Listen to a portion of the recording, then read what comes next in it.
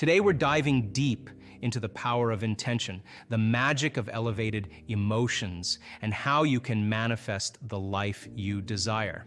So let's delve into the quantum realm of possibilities. Let's start with a fundamental principle. The elevated emotion is the carrier of the thought.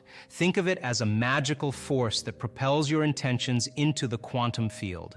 Every ounce of energy, every frequency you emit carries information. The higher the frequency, the more elevated the emotion, the clearer your intention. It's like wielding a laser of manifestation. We've measured this, and trust me, when your brain and heart are in coherence, incredible things happen in your life. But here's the catch. It's not just about feeling gratitude or having a clear intention. We've done experiments. It's the combination of an elevated emotion and a clear intention that works wonders. So imagine you want a new home or a beautiful garden. It's not enough to just daydream about it. Start collecting images, draw pictures, and immerse yourself in the vision. Your conscious mind stays focused on it, and guess what? Your subconscious mind starts paving the way. I'm not one to rush things because impatience implies doubt. We're here to experience life, enjoy our creations, and let our senses craft the story in our biology. Creating your dream life is like tending to a garden, pulling out weeds, pruning branches, fertilizing, and occasionally removing rocks. The joy lies in eating the fruit of your creation. Your body follows your mind, but it takes time. Picture the dream, make choices aligned with it, step into the unknown, become the creator of something unprecedented. This brings joy, excitement, and meaning. Your body, always trailing your mind, needs time to catch up. Just like a garden, it's a process of constant care. If it's all about vibration and energy, understand this. A vibrational match between your energy and the quantum potential you seek creates a magnetic connection. Intention is about getting clear on what you want. Take that dream home, collect pictures, write down specifics, and keep adding dreams. Your conscious focus guides your subconscious journey. All right, let's chat about something truly magical, the power of symbols and how they can be like a secret code for turning dreams into reality. You see, intentions can get pretty detailed, like a big book with lots of words. But guess what? You can condense all those details into something simple yet incredibly powerful. A symbol, a letter, or even just one picture. Think of it like having a magic wand, but instead of waving it around, you hold on to this symbol, letter, or image that represents your big dream. Let's say you dream of a cozy home with a beautiful garden. Now, that dream isn't just a bunch of details. It's like a key that unlocks the door to your happiness. Open your heart, and magic starts to unfold. An open heart creates coherence, producing a magnetic field up to 3 meters wide. This frequency, this energy carries information and intent. When gratitude flows from an open heart, you broadcast energy into the field, carrying the thought of your health or wealth. Emotion is the carrier. It's the frequency that propels your intentions. Believing in your imagined future requires an open and activated heart. Self-regulation is key. The moment you disconnect from the energy of your future due to life's circumstances, you must self-regulate. Practice it with your eyes closed, then open them and do it in the moment. It demands awareness and effort, but with a community practicing this daily, you want the future more than past emotions. Let's shift gears to relationships, a topic close to many hearts. Here's a fundamental question. Would you go out with you? If you're working in a relationship, something isn't clicking. Bring your best, celebrate life together, and witness constructive interference. If not, step back, get into your heart, and return at your best. Love and happiness go hand in hand. Let's break down what love truly is, in simple terms that resonate with our everyday experiences. Love, my friends, is not about needing someone, controlling them, or trying to be in charge. It's definitely not a list of achievements you tick off. Love is about something far more beautiful. It's about bringing out the best in each other and celebrating the journey of life side by side. Picture it like a cozy dinner table. Love is the delicious meal you both share, not the list of rules you impose on each other. It's not about putting in hours of work in a relationship. Instead, it's about growing and evolving together, like two trees intertwining their branches, becoming stronger by supporting each other. Now here's the secret ingredient to attract love into your life: happiness. Yes, you heard it right. If you want love, start by focusing on being happy. It's like planting seeds of joy in the garden of your heart, ensuring that love blossoms naturally. So how do you do that? It's simple. Elevate your emotions every day. What does that mean? It means choosing to feel good, choosing positivity, and leaving behind those emotions that pull you down. It's like replacing your old worn-out shoes with ones that make you dance with joy. Now let's talk about survival emotions. These are the ones that make you feel stressed, worried, or anxious. Imagine them as heavy rocks in your backpack, weighing you down. It's time to trade those rocks for something lighter, something that makes you feel like you're floating on clouds. Trade survival emotions for elevated ones. Let's dive deeper into the incredible connection between what goes on in your mind and how you feel. Think of thoughts as a spark of electricity and feelings as a magnetic force. When you put them together, it's like creating your own unique energy signature. And guess what? This signature has the power to touch every tiny part of your life, influencing even the smallest atoms. Imagine your thoughts as messengers, sending out signals into the universe. Now, these signals aren't just empty words. They carry the weight of your feelings. It's like throwing a boomerang. What you send out comes back to you. So, if your thoughts are wrapped in anger or fear, wanting a loving relationship might feel like searching for treasure in an empty field. There's no magnetic field for love to find you because the signals you're sending out are not aligned with the love you seek. Now, if you often find yourself feeling like life's circumstances are taking control, like you're stuck in a never-ending loop of challenges, it's time for a transformation. Those powerful emotions, born from life's ups and downs, can reshape you from the inside out.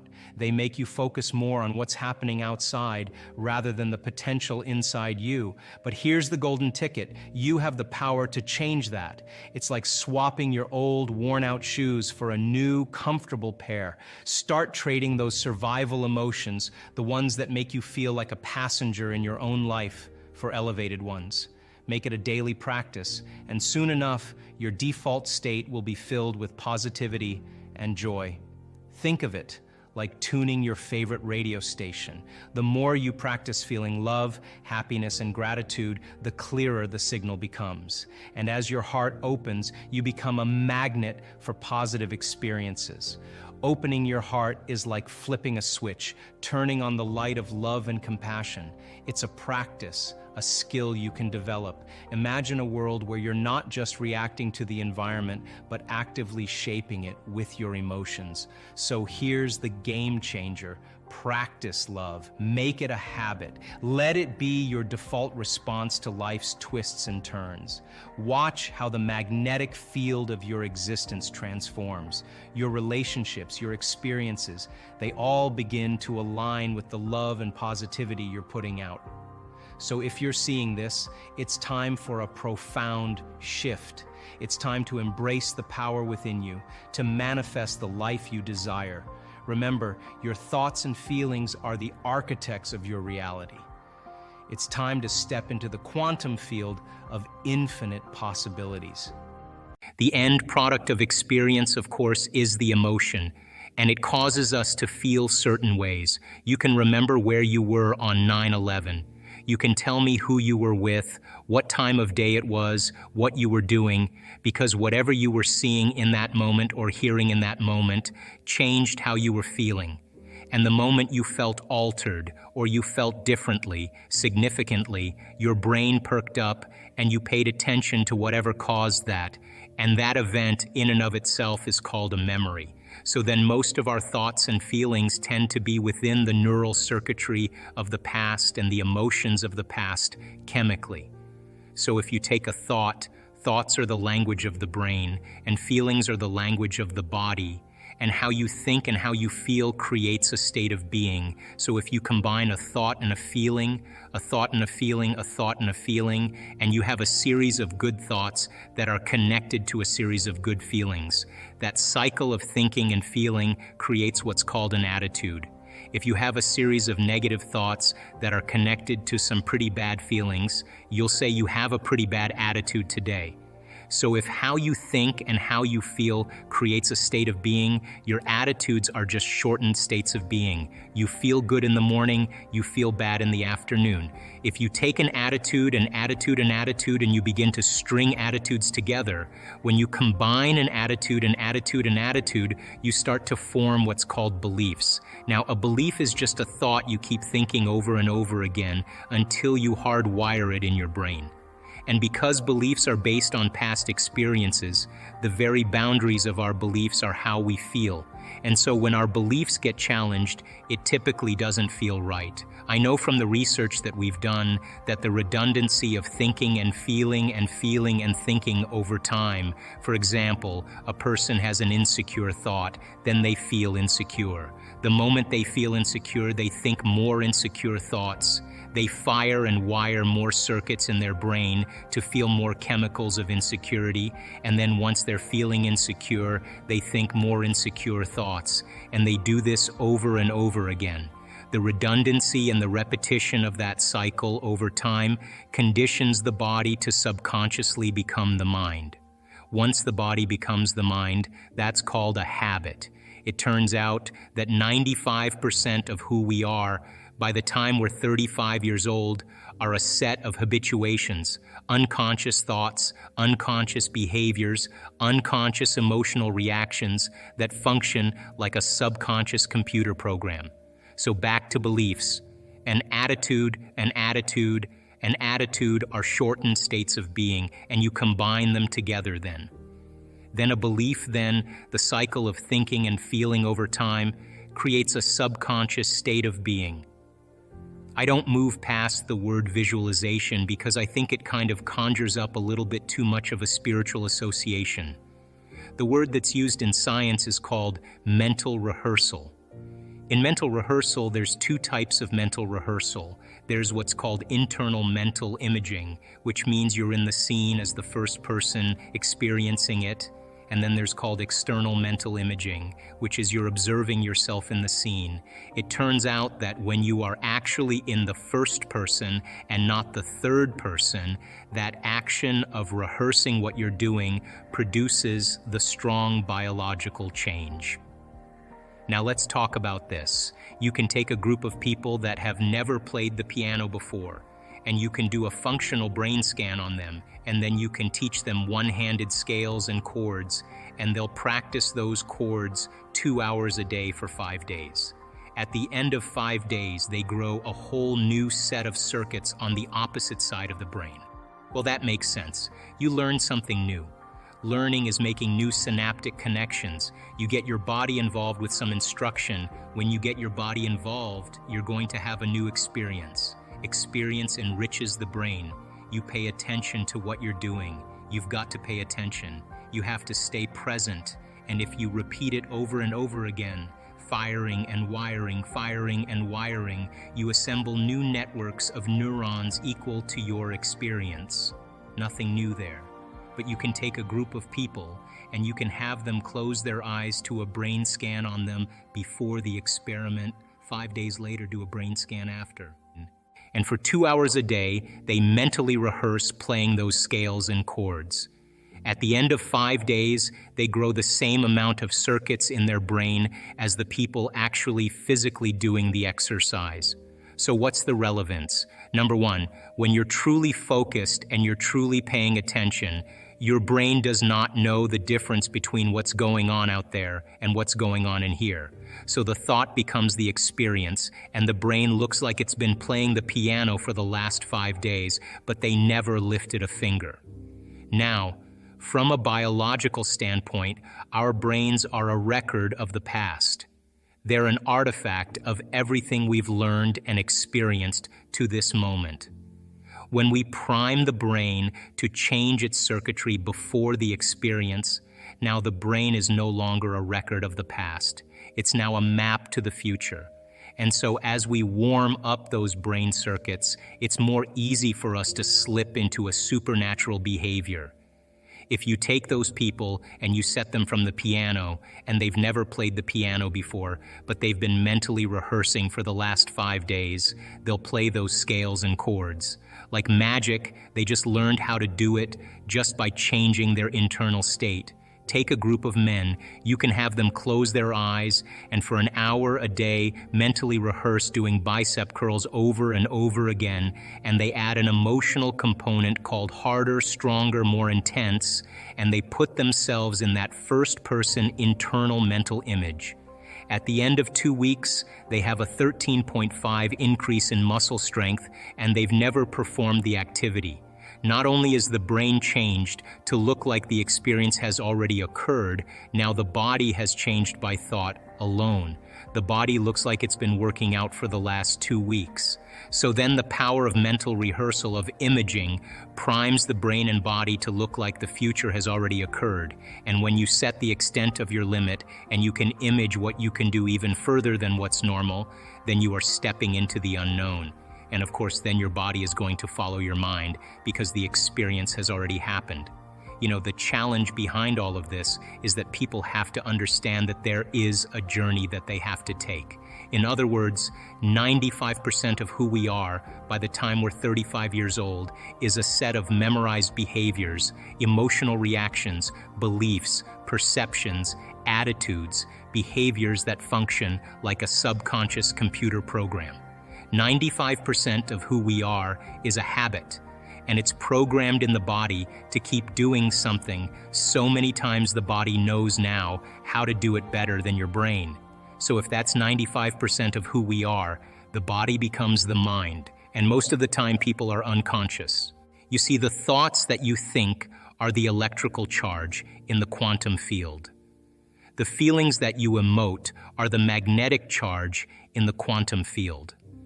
And how you think and how you feel broadcasts an electromagnetic signature that influences every single atom in your life. The thought sends the signal out, and the feeling draws the event back. So if you are walking around your life feeling sorry for yourself and feeling like a victim, you are broadcasting that signature into the field. And you will create more experiences to suffer. Because we are not punished for our sins, we are punished by our sins. And sin is an attitude, and sin is how you think and how you feel. So then when you cause people to give up their guilt and their shame and their unworthiness and teach them how to open their heart and create coherent waves in their brain and in their heart, they are going to produce the miraculous. It takes training.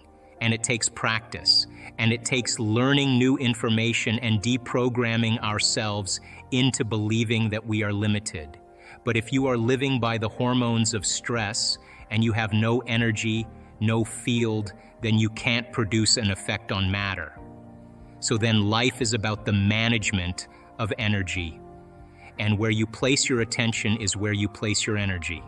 And if your attention is on the knowns and the predictable future, or your attention is on the familiar emotions of the past, you are siphoning energy out of the present moment, and you have no energy to create with. And when you are able to do this and practice it really well, you will begin to do what is innately your birthright, and that is to create an unknown or wonderful experience in your life. So it just takes practice in order to do it. What we noticed in our research, to finish that other thought, is that there comes a moment when you are in that coherent level of alpha, and all of a sudden you slip into theta. And all of a sudden when theta turns on, all of a sudden you start seeing this amazing change take place, and the body becomes so relaxed, and the energy centers, the sympathetic nervous system, switches on. But instead of switching on like you are being chased by a tiger, or switching on like having an orgasm or ejaculating, or switching on for whatever reason, it is switching on in balance with the parasympathetic nervous system. So the parasympathetic nervous system settles the body down, but now the sympathetic nervous system turns on. And here comes that energy, and whoosh, it travels right up the central nervous system, and it hits the brainstem, switches on what is called the thalamic gate, the reticular activating system. All that energy now hits the train station, the docking station where all the neurons go, and boom, it hits the neocortex. And now you are producing gamma brainwave patterns, and gamma brainwaves are superconscious brainwave patterns. In other words, the inner world is the real world. The experience is so profound energetically that you never forget the moment. You just take a methyl group and twist it, and it turns up.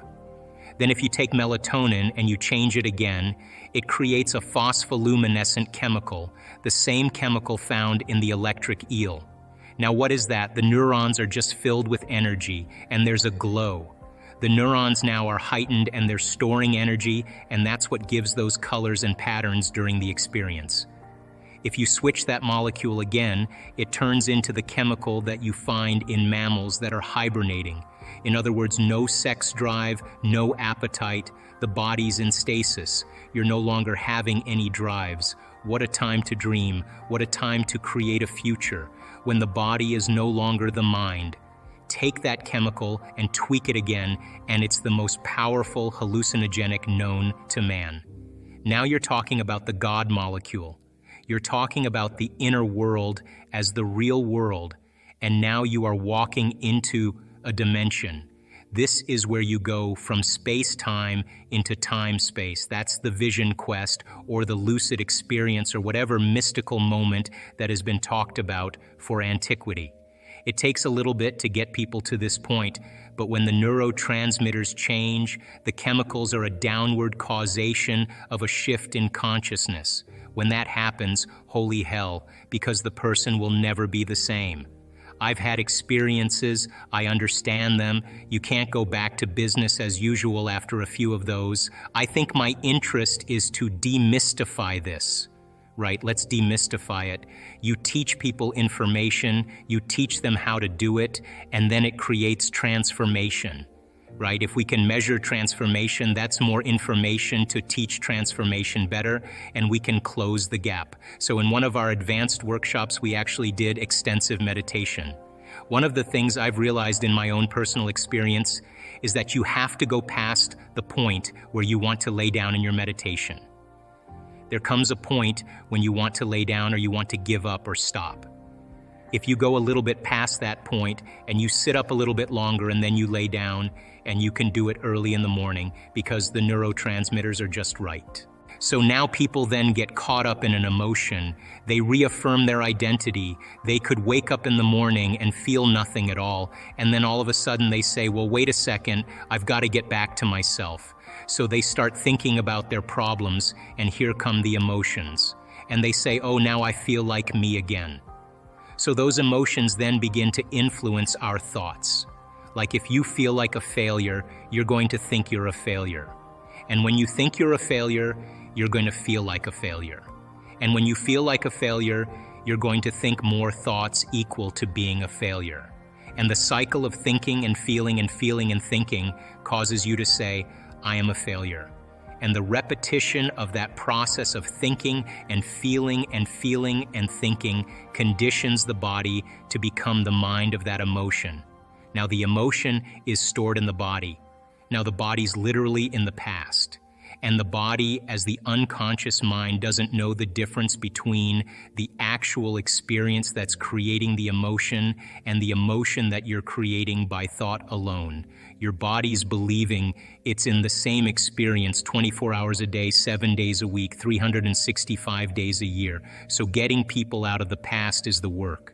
So then they wake up in the morning after they reaffirm who they are, and they can't think greater than how they feel. They're in the familiar past. So if you're in the familiar past, you're going to do the things that reaffirm the emotions of your predictable future. So you wake up in the morning, you check your WhatsApp, you check your text, you check your Twitter, you tweet, you check your Facebook, you check your email, you check the news. Now you are really connected to everything that's known in your life. And then you run through a series of routine behaviors. You move around your house the same way you always do. You do all the same things. You go to the same grocery store, you buy the same food, you shop the same way. The best way to predict your future is to create it, not in the known, right there. That uncertainty, you can learn now how to regulate your state instead of living in fear, because the idea that things are going to get worse, the idea that you can't predict, the idea of being uncertain or can't control something actually sets off the stress response. So now you're in the unknown and this survival gene is switched on. Of course, people are going out of the infinite possibilities that exist in the quantum field.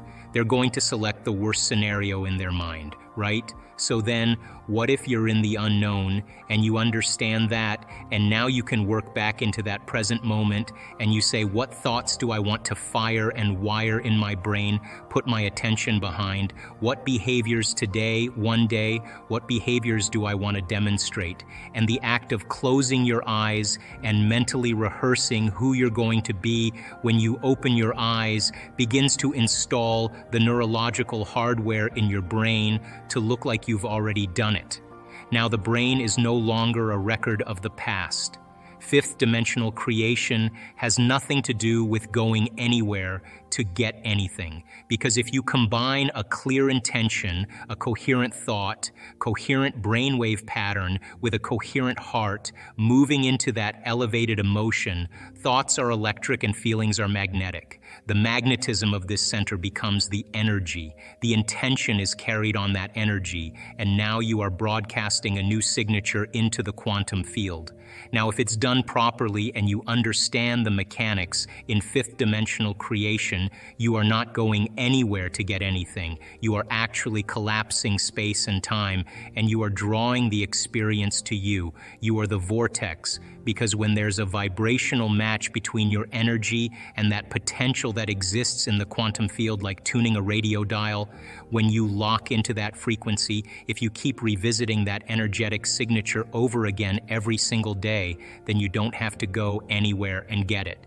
The new job finds you, the new house actually finds you, the new relationship finds you, because you are the vortex that's drawing the experience to you. So if you're truly in the creative process, my definition of creation is when I forget about me. I become nobody, no one, no thing, nowhere, in no time. I become pure consciousness. And the moment I reach that elegant moment of the generous present moment, all possibilities in the quantum field exist truly when our brain and body are in the present moment. Getting there is the work. So then most people then create reality from what we call three-dimensional creation. So change the field and you change matter. There's only two components according to the research that shows how to change the field. Here's an example. They did an experiment where they took a group of people that were great healers, and they took these vials of DNA and set them out in front of these people. And they said, now listen, this is a mindful function. With all of your intention, we want you to see this DNA wind or unwind in your mind. Just keep seeing it wind or unwind, wind or unwind. So they did it over and over again, over and over again. They checked the DNA. Guess what happened? Nothing. Intention did nothing to change the DNA. So then they said, okay, open your heart, create an elevated emotion, and just feel gratitude and radiate that feeling of care and love into the field. And let's see if that changes the DNA. They elevate their emotional state. They do it for a period of time. They check the DNA. Guess what happens? Nothing. But when they say to the people, what I want you to do is see the DNA unwind intention one frequency, the electrical charge in the quantum field, and feel the emotions you would feel as if it already unwound elevated emotion, magnetic field in the quantum. Over 20% of the DNA unwound at a remote location. So thought being the electrical charge in the quantum field, feelings being the magnetic charge. How you think and how you feel broadcasts a field. So now not just any type of field is going to do that, it's got to be coherent. So we practice creating brain coherence. We actually measure it. We practice creating heart coherence. Why? Because once energy moves right up in here and you can change resentment or frustration or impatience to joy, to freedom, to gratitude, and we're measuring to see if you're doing it. So as a person started to contemplate and think about who do I want to be when I open my eyes, what would it be like to be happy? What would it be like to live a new life? The frontal lobe is looking out into the landscape of the entire brain because it has connections to the entire neocortex, and it's got to resolve the problem. So it starts calling up different networks of neurons that are relevant to the question based on the knowledge the person learns or the experiences that they had in it. Begins to seamlessly piece together this new understanding, and that's called intention. And so if you're reading a book about how to become more happy, or if you're reading a book on how to be a leader in your life, or you're studying the process, every time you learn something new, you add new connections to your brains and raw materials for you to imagine even more. The act of mentally rehearsing begins to install the neurological hardware in your brain to look like it's already happened. Now, the brain is typically a record of the past, but the moment we install the neurological hardware, it becomes a map to the future. And you keep doing that, the hardware becomes a software program, which means you start thinking like a genius. You start acting like a happy person because there's no mystery there because you installed the circuits.